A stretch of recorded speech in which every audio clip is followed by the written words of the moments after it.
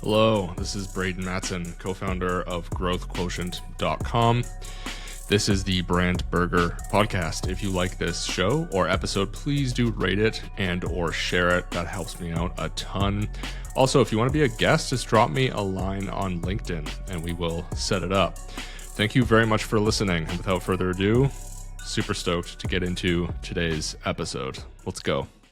One of the problems with data is that marketers tend to be pretty decent at getting the thing that you go direct marketing to go get.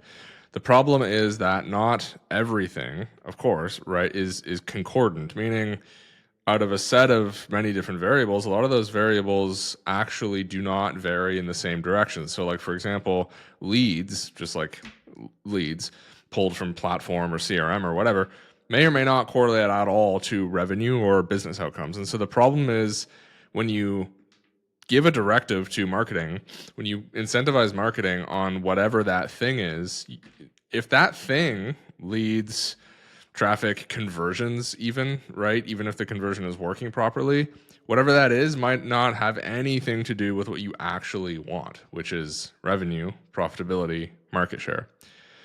And so it is absolutely imperative that as a business leader that you give marketing the directive to attain the thing that you actually care about, which is then the point where you're going to get teams that are centered around the right measurement, the right strategy, the right frameworks. They're going to use principles like excess share of voice. They're going to understand the principles of growth and be able to take into account things like your ARR, your market, your competitors, your share of market, and all of the things that actually matter at the level of the business, plus ultimately the P&L, to drive the thing that you actually care about. This is how you need to be approaching marketing leadership and business leadership. Because if you stay in the spot where you are focused on leads and conversions and this stuff, you will just continue to spin your wheels. And I've seen this over and over again. Efficiency is important, absolutely.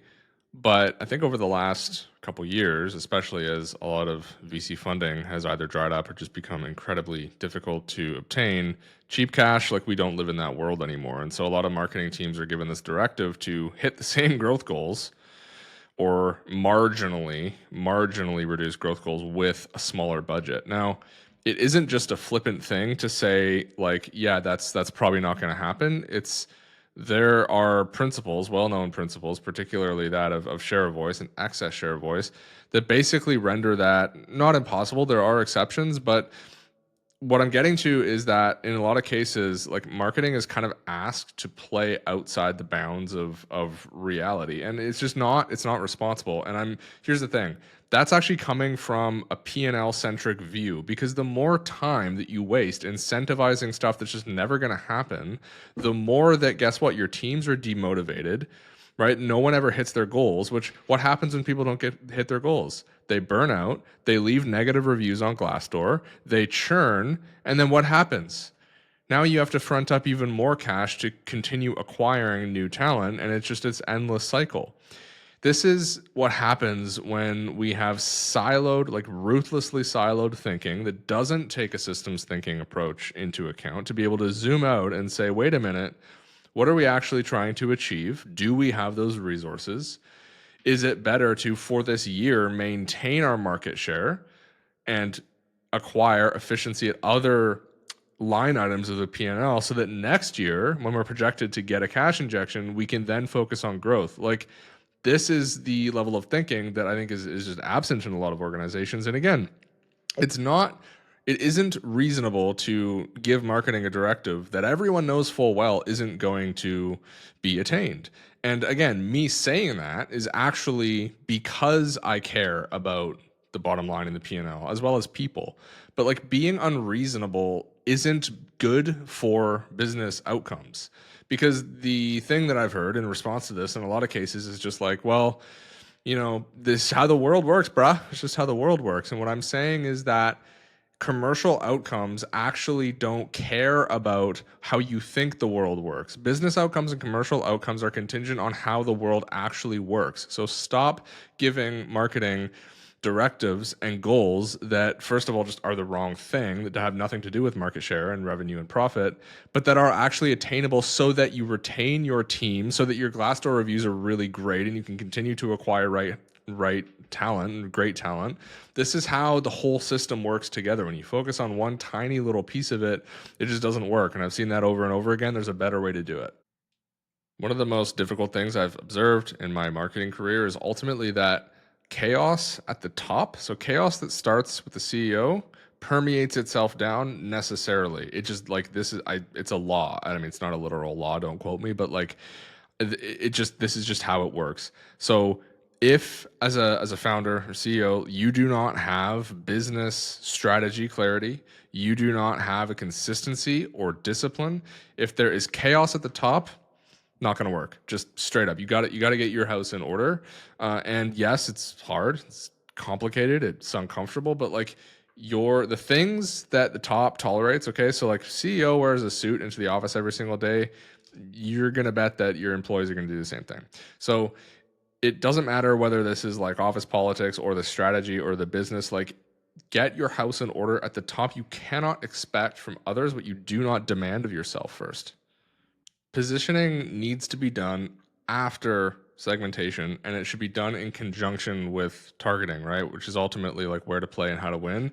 But they need to happen in an order that actually does not preclude you from positioning in an irrelevant way. Because what can happen is if you think that you're targeting a whole bunch of segments that you're not, you're acting like a company that is bigger than you are not. If you go and you try to position against a whole bunch of things that in your target segment are actually irrelevant, because your customers, like where you really win, where you do have a competitive advantage, if you try to position to those companies against companies that are irrelevant in their minds, then your positioning is not strong at all. And this is why you need to actually do the research and upfront segmentation and map of the market. You should be doing segmentation and gathering category entry points. And I think that you can combine both.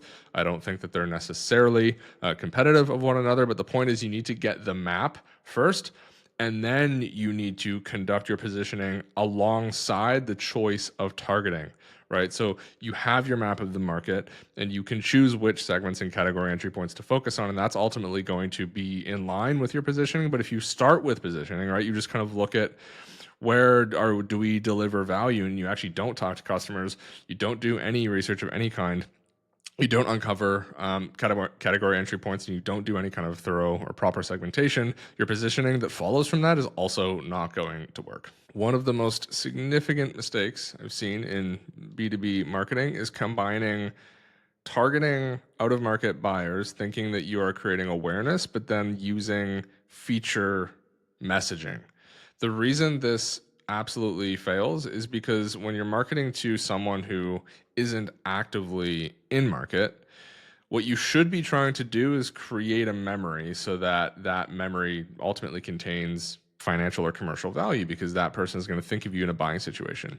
The way not to do that is by marketing on features and benefits, because that is insufficient. Usually, if you're not tying to a buying situation, it's insufficient, because if I'm not, like right now, I'm not in market for CRM. If I just see ads over and over for a feature set from CRMs, that is going to do not nearly as good of a job as it could if it's just marketing features than it would be if they were trying to tie their brand to a buying situation and a specific need. Because again, this is all about memories when you are out marketing to out of market buyers. And so it is a terrible idea to try and create brand awareness by marketing with features and benefits, hoping that people associate your brand to features and benefits, but that's not ultimately how the buying process works. And this is the same thing in B2C too. Now, I'm not saying that you should not use features and benefits in your communication at all. What I am saying, it can be in there, right? Like just like there's lots of things you can put in a cake, but the thing that's essential